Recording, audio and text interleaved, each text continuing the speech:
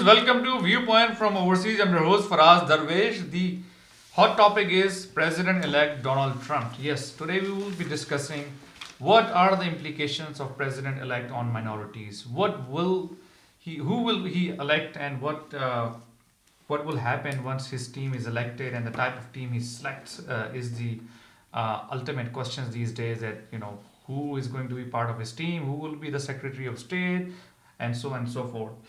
And then what will be the implication of President-elect Donald Trump's election on India-Pakistan relations? So today we have Riaz Saab. Riaz Saab, thank you very much. Ms. Bazan Saab, thank you very much. Riaz Saab, let's discuss the team. So we have multiple names coming up, Michael Flynn, Bannon, and multiple different folks. And these are, usually considered as right-wing folks. So how do you think things will follow along in upcoming days? Yeah, actually, some of these have already been decided. Like Steve Bannon's name has been decided. Reince Priebus has been decided. Right. And the General Michael Flynn has been decided. These are names. Sorry, I didn't know. So he has been decided for what? Trump has decided that he will appoint these people. Oh, right. Okay. But we don't know which portfolio. Oh, we know they will that. get. We know that. Okay. So Mike Flynn will be a national security advisor, and his position is not subject to confirmation by the Senate. So that means that there will be no hearings, no opposition. Basically, he'll just have him as his national security advisor. Another name is Jeff Sessions, who's being nominated for Attorney General. Another name is Mike Pompeo for CIA Director. Then another name is Chris Kobach, who'll be his immigration advisor. So other than Reince Priebus, all these people are considered not just right-wing, but extreme right, or alt-right. Because they hold some very extreme views. For example, Steve Bannon used to run Breitbart News, which he himself called a platform for the alt-right. And alt-right basically means all the xenophobes, the white nationalists, people who essentially don't like anyone who's different from them. So tell me, how do you feel as a minority? Yeah, I'll get to that in a minute. Okay. Then you have a Michael Flynn who calls Islam a cancer. That's his words. And he essentially equates Islam with ISIS. He thinks what ISIS is doing is representative of Islam. Well, aren't they? So a lot of it's people against, certainly not. I mean, it's like taking one particular... But they use Islam as their a lot of people use Christianity to do bad things too. For example, these Ku Klux Klan people used to claim that they're Christians, and then they committed atrocities against a lot of black people. So taking a fringe element and then saying this represents the mainstream is what bigotry is all about. So this is essentially the kind of bigotry we're seeing.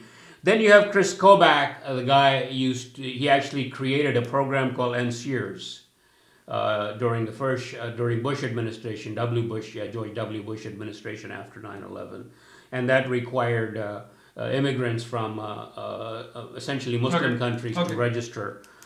So all of these people have a record. Another one, Jeff Sessions, is known to be a very racist person. He actually tried to block a black vote.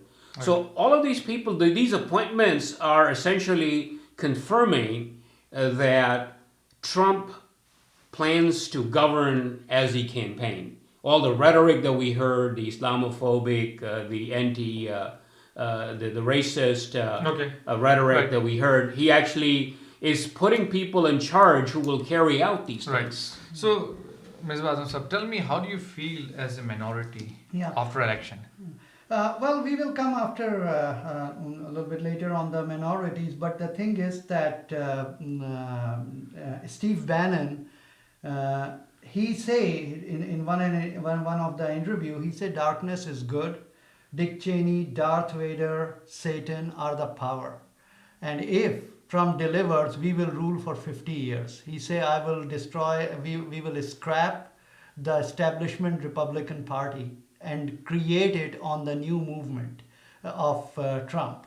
So it is not something very small thing. It is a big thing, he said.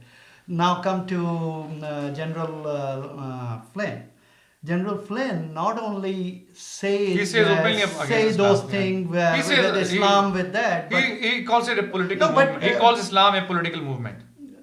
That's correct. And he said that it is not a religion, it is a political movement. And his point is now kind of showing that since Islam is not a religion, so the constitutional protection which Constitution provide to the religion would not be there. Although he didn't say that, but one can infer from there that if Islam is not religion, why Constitution should protect it? So that is there. Then Mr. Pompeo. Mike Pompeo was the one who was very much angry on Republican Party when this Benghazi report, when Benghazi report was out, and he was kind of in argument. He was arguing that Republican did not do their job. So overall, I see he also supports torture. That's he wants correct. To bring back torture. Waterboarding and all that. He supported that all. Which Trump supports too, by the way. He said that during his campaign. That is correct. Yeah. So actually, what it seems to me from the top, that all his rhetorics, campaign rhetorics, President-elect Trump rhetoric against Hillary Clinton, against Islam, against immigration, he is picking up those people who can deliver on that, and things could turn it is a matter of concern now, that how it was going to be shaped out. There is a rumor that probably Mitt Romney was asked for to be a Secretary of State. And probably it is not a breaking news or anything like that, but probably he refused. And I personally believe that people like him should not refuse. They should be part of that. He's meeting him tomorrow. He's meeting him tomorrow. But there was a news on TV today that probably he already refused it.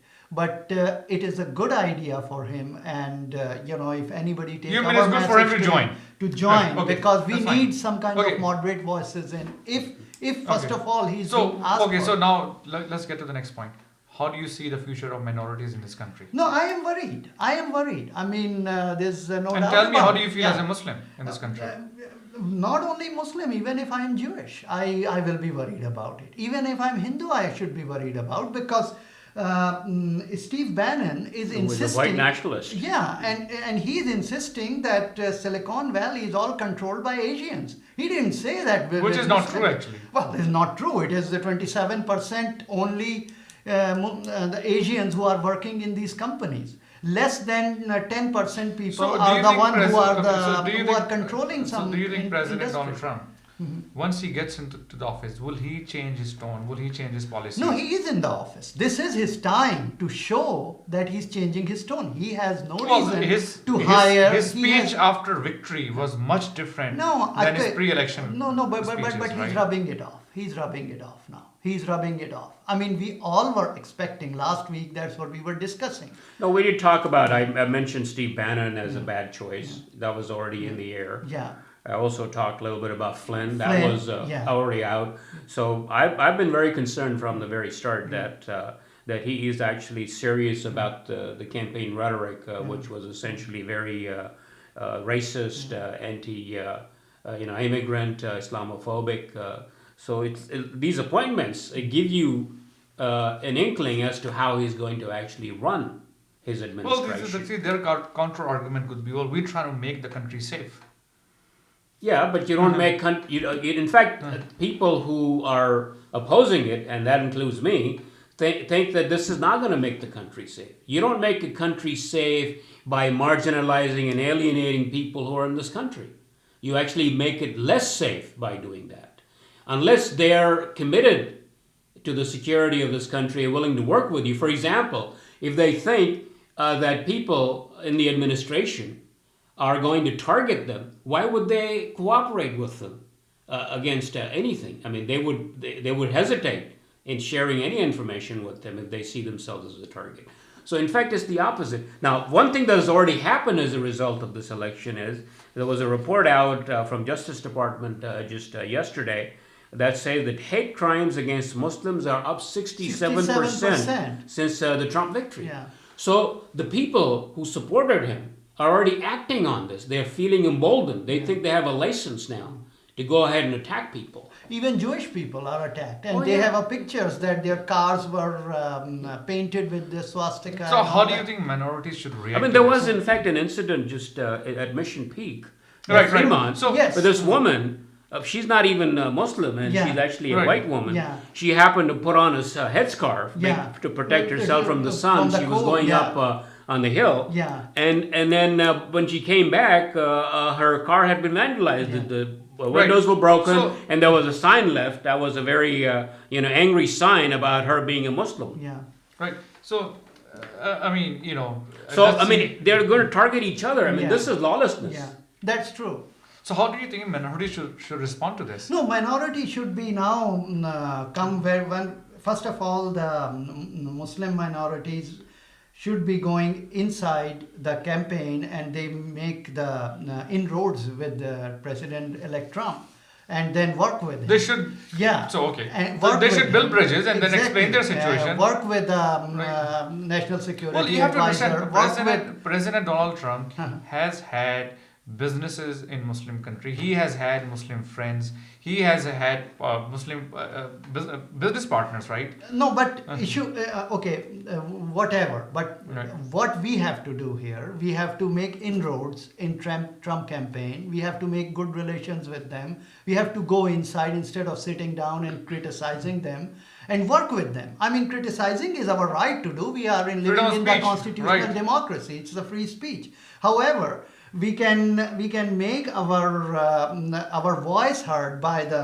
our new national security advisor, our new attorney general, our new secretary of state. That's what Muslim community should rise Muslim up and do. community should do, Or, and any minority. community, Jewish Any minority should rise do up the and do same this. thing, and tell them and convince them that these are our concerns. And I'm sure President-elect Clinton, I'm sorry, not Clinton, President-elect Donald Trump. Donald Trump will listen to it. Rasa.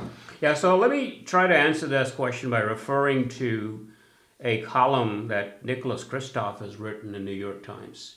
He has talked about a 12-step program to deal with the reality of the Trump presidency. The first thing he says is, I will accept that my side lost, but I won't acquiesce in injustice. And I will gird for battle on issues I care about. I will call or write my member of Congress and express my opinion to oppose a mass deportation, to cutting 22 million people off of health insurance. He's talking about ending Obamacare, to nominations of people who are unqualified or bigoted, to reduced access to contraception and cancer screenings. Better yet, I will attend my representative's town meetings and put him or her on the spot. Okay. The second thing he says, I will do all kinds of small things. For example, one of the things he says, I'll sign up on the Council on American Islamic Relations website. That's CAIR. Mm-hmm. That's a Muslim civil rights group. I mean, this is Nick Kristofs talking about it. I will sign up on their site, volunteering to fight Islamophobia. So we have friends here in this country who are willing to fight for us. Yes. Right. I will call a local mosque to offer support, or join an interfaith event. Okay. I will. Let me finish. This is important. We are running out of time. I will sign up for and accompany my neighbor list if one exists. Another thing he talks about, for example, this guy Chobani, who makes Chobani yogurt, he's under attack because he's employing some Syrian immigrants.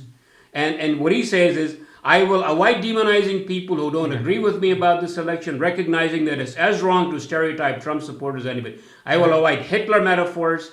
And then he talks about, I will eat Chobani yogurt because its owner has been subjected to racist attacks for his willingness to hire and promote refugees from Syria. Okay. So he already talked about CAIR, Council on American Islamic Relations, which we need to support them because they will mount legal challenges to things that are violating U.S. laws and the Constitution. Then we need to support organizations like Southern Poverty Law Center. Southern Poverty Law Center fights bigotry and hate groups in this country. They have a list of hate groups. In fact, they list Steve Bannon, the Breitbart News, as itself a hate publication, and back the center's position calling Donald Trump to disavow bigotry. Depending on my interests, I will support the immigration right groups, the ACLU or Planned Parenthood, and I'll subscribe to newspapers. So I think we, as we are citizens of this country, we should not accept anything that is unconstitutional, illegal, and that violates our rights. We need to fight in a constitutional, legal ways. We need to make sure that our organizations like CAIR, which is So when you say we, are you saying minorities, all the minorities? Well, I think we should form a coalition. Exactly. In fact, there is an effort going on Between the to Jewish try to community create and the a Muslim. coalition of not just the minorities. I mean, of course, there's going to be Muslims and Jews, because Jews also feel threatened by this. African Americans, Latinos, but also liberal whites. People like Nicholas Kristofs, who just wrote this. There are people who support us, who sympathize with us. They want to work with us. Make sure that we create these coalitions, and then we work on interfaith events. That means that we don't isolate ourselves as Muslims, that we work with other faith groups to make sure that our constitutional rights are respected. Ms. Basu. More we talk, more we write, more we expose ourselves, more we work in a coalition. Be vocal. Yeah, be vocal. We can not only pressurize the Republican Party, but look, President-elect Trump wants to be successful like any leader in the world. He has to be convinced that by taking the hammer and start hitting everything would not take him anywhere. It can give him, the country will be totally polarized. You and I, we know it very well. We grow up, but you were very young that time, but me and Riaz bhai, we kind of grow up in a society where we saw how the social fabric is being damaged over time when the You're referring to leadership... Pakistan. Yeah, we grow up in that. We saw what Pakistan used to be and what it become after 10 years, So, and we are paying the price to this date. In Pakistan. In Pakistan. We don't want United States to turn to that way. With this type of rhetoric, type of politics, and hitting minorities and allowing this bigotry everywhere on the roads and all that, will destroy, polarize to the country to the extent where, God forbid, we will be in so bad shape that there will be a mass exodus and these things will start. Okay. If anything else on this topic, otherwise I would like to move to the next topic. Yeah. So let's move to the next topic. So we discuss Pakistan. So how do you think Pakistan now need to revise? What should Pakistan do to revise its foreign policy as well as the internal policy? It looks like we have a new setup in White House. We have a new government, new party, and as you guys have already mentioned, the team President Donald Trump is selecting, they are probably not as lenient as the last ones, right? Well, that's true, and things are going to be changed, and it is very important to see who would be the Secretary of State in the country. That would affect a lot. There was a rumor that probably Rudy Giuliani is going to be the Secretary of State, and we don't know if he will be or not. And other than Rudy Giuliani's straight talking, he has no experience. He's no good to lead the State Department. But why he was important? Because he's a straight talker. And if President-elect Trump is looking somebody like him, that instead of diplomacy, we will be just going and threatening all the countries, Pakistan is in very bad shape. So you think he's the type of person who would probably take a shotgun approach? That is my understanding. Razbhai can disagree with me on that.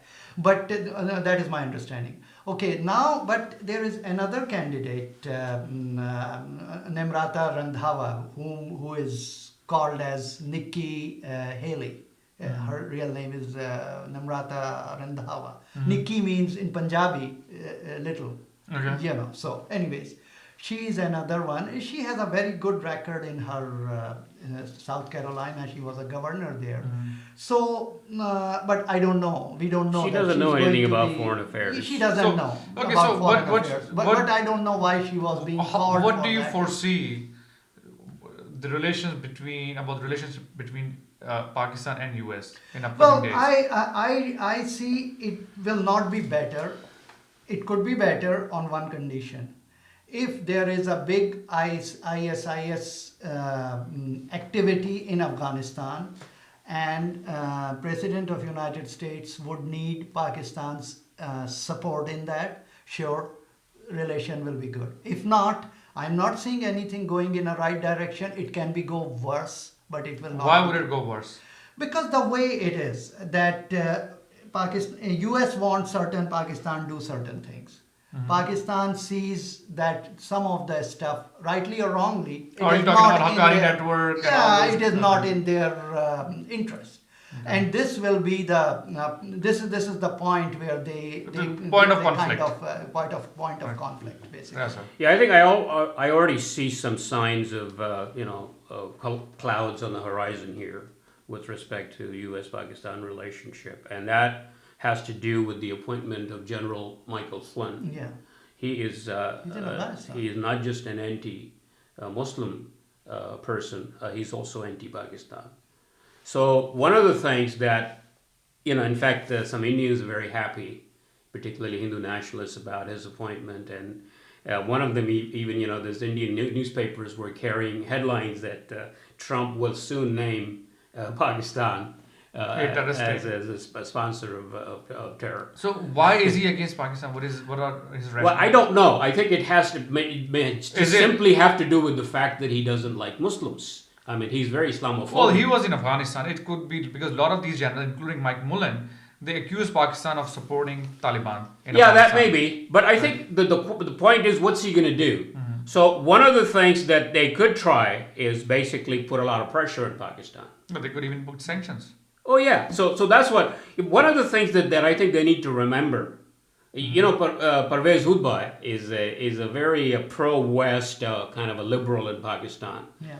And there's a statement he once said that Pakistan's generals can outsteer the West. So they should not take it easy. They just can't go tell Pakistanis do certain things or else. And they will do that. Okay. Yeah. The other thing that they need to remember is what the ex-U.S. ambassador Ann Patterson said about Pakistan. The Pakistani establishment, as we saw in 1998 with the nuclear test, does not view assistance, even sizable assistance, to their entities as a trade-off for national security vis-a-vis India. So they need to be aware of that as well. Another thing, when Obama took a very tough stand with Pakistan after the killing of 22 Pakistani soldiers in Salalah, when Pakistan demanded an apology from the United States, they said, no, we're not going to apologize to you. So what happened then in the end, this guy, Vali Nasser, had actually told them, hey, you should apologize. This is not something. So Pakistan cut off their, supply routes, and they had a lot of problems with it. So this is what he wrote in a piece that I read. He said, it was a policy of direct confrontation on all fronts, aimed at bending Pakistan's will. It failed. Pakistan stood its ground. Far from changing course, Pakistan reduced cooperation with the United States and began to apply its own pressure by threatening to end the drone program, one of Obama's administration's proudest. So this is what they need to understand. There's a background to this. You can't just simply go tell a country, you do this or else. There's going to be repercussions. Now, if you go too far with it... Well, what if they put sanctions and stop giving funds Yeah, to Pakistan? so what does that do? They've tried that before. This is not the first time. In 1998, they did apply a lot of sanctions in Pakistan. They said, we're not going to give you this or that. But in the end, what happened? They had to take those sanctions off. Now, one thing that could happen if they put a lot of pressure, they apply sanctions, and they say, okay, we're going to cut off everything. We're going to cut off ties with you. We're going to call you a state sponsor of terror. That kind of pressure, Pakistan could go rogue. And that would be a much bigger problem for the United States than having any leverage, any Pakistani cooperation. But that would also be a big problem for Pakistan itself. Oh Because yes. it has India on one Pakistan will end. Yes, but anyways Pakistan have- is not Yeah, alone. yeah, I mean, yeah. it's not that simple anymore. This world is not unipolar, Yeah. where one power can do whatever the hell they want. Look, what did they do with North Korea? They put a lot of pressure on it, and what happened? They put sanctions. They did this and that. They have no leverage with North Korea. Now, its neighbors are even worried about North Korea. So, I mean, Indians are asking U.S. to cut ties with Pakistan and to apply sanctions on it and to call it a terrorist state. If they really did that and Pakistan did go rogue, that's not going to be good for India either. In fact, that could be a problem for them. That'll be a big problem for Yeah. them. So it's not even in their own interest to the. So I think my hope is that the good sense will prevail, that they will consult people other than Mike Flynn.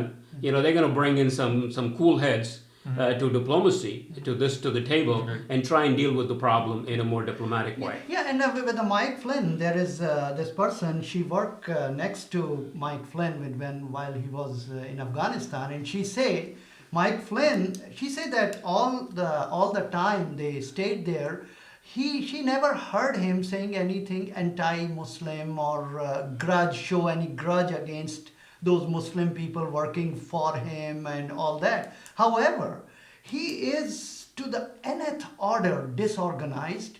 When he talks, he is self-contradicting his own statements. But So- you know what his soldiers say? A lot of people who work for him, they say he flipped. After Afghanistan, he flipped. flipped in a sense? He went crazy. Could be. I mean, That's what yeah, they say. Yeah. So basically, People who work for him, even Yeah. at DIA, thinks he's flipped. yeah. So. Anyways, Will he flip again? We have Maybe- yet to see. maybe become yeah. a- See, A one person can flip. I mean, flip means crazy. Yeah. Is it possible for a crazy person to become sane again? Well, I hope so. Yeah, but this is the thing people say that nobody. I Nobody did not knows, see right. any doctor came out and say that he's crazy. He's Right. not. No, but. But he was fired for that reason Yeah, he's from the fired Obama for- administration. that's- not only because he that, was saying all because- kinds of things that didn't make sense. That's true, but there was RT News. He was taking money from Russians and sitting next to Russia, and So that's a pretty crazy thing those too. kind of exactly. So those kind of things were more probably moved Obama to remove him from that position. It was a very I mean, you senior want position. in a DIA position, director of Intelligence Defense Agency, Intelligence yeah. Agency, you want a sane person there, Yeah. somebody who has equanimity, who's not crazy. Yeah. So now, shifting the gears, audience, take a small break, come back. So let's move towards the end. So India-Pakistan relations. Now we raised this question last time. Will President-elect Donald Trump be able to play any positive role to be a bridge or maybe a mediator between these two countries? Yes, And I see- think the chances of that are diminishing now. Well, see, the thing is that it all, like nowadays, Mr. Modi is in trouble, about this monetization scheme and UP elections and all that. He is in very bad shape. Today, I mean, his they were popularity is testing, dropping. they were kind of having their submarines crossing the maritime boundaries, getting into Pakistan area, and Pakistan Navy show the whole video of that how they kick them out from there. So Modi Saab is, because see, due to President-elect Obama, they get a little bit- President-elect Donald Trump. Donald Trump. I'm Yes. sorry. I apologize for that. Because of him, they are a little bit encouraged for sure. But Modi Saab is very good in giving surprises. I wouldn't be surprised that very soon, because Pakistan now is going to the Heart of Asia conference. So I'm sure Pakistan is Right. not going without anything. There is some internal talk going on underground. Pakistan is not, Under the just table, not okay. saying that going. Okay. Another thing, that Pakistan, Russia, and China, they are going to have a trilateral talk next month. So that In Moscow. Yeah, in Moscow. So that would also affect the kind of Okay. the chess game in Okay. in that region. Okay. Razak, sir. Yeah, I don't see any immediate détente between India and Pakistan. Okay. I think the rhetoric has been scaled up a lot. Okay. And these incidents such as the submarine violating Pakistan's territorial waters is not a good sign. Right. So I don't expect anything soon, but I hope that they realize, particularly the Indians, that they're not going to be able to intimidate Pakistan into any kind of an agreement or settlement. Okay. They have to have diplomatic Let's close. conversation and discuss on the table what's the next step. Well, one quick comment. In submarine incident is not more than having the military standing on the border. Until 2003, 2004, they were totally different. Everything turned. So India and Pakistan things change very rapidly. Audience, Yeah, thank but you these for watching. incidents can lead to trouble. Yeah. Thank you for watching Viewpoint from Thank you. Overseas. Keep watching Viewpoint from Overseas. Thank you very much.